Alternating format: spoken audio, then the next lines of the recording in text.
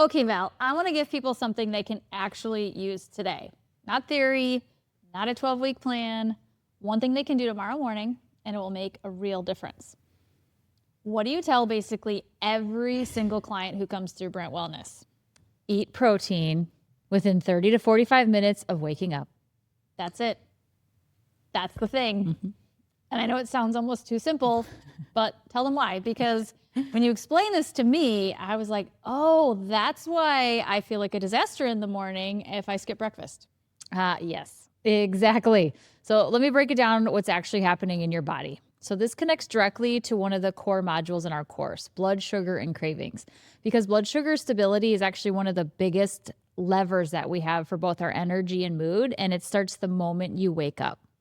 So when you wake up, cortisol is naturally at its highest point in the day, and that's healthy. It's what gets us out of bed.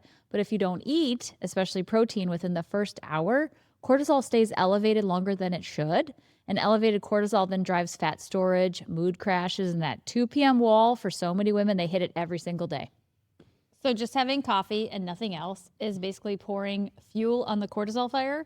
That's a really good way to put it. And on top of that, a protein actually stabilizes your blood sugar from the start of the day, which has a direct downstream effect on your mood and mental clarity by mid-morning. Protein also feeds the production of serotonin and dopamine.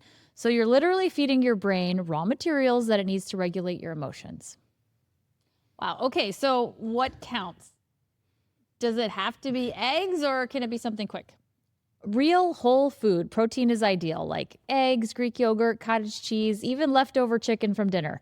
We're aiming for 25 to 30 grams. The goal is stable blood sugar from just like the jump start, right when you get up in the middle of the day. So you don't have that crash or cravings later in the day that are going to impact your energy, your sleep, and your mood.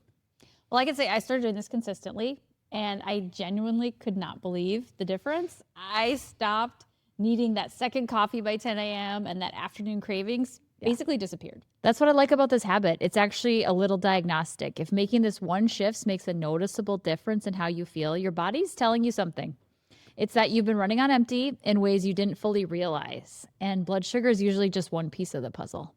Which leads perfectly into our next video because there are patterns that keep women stuck even when they think they're doing everything right. And you know, some of them genuinely look like healthy choices on the surface.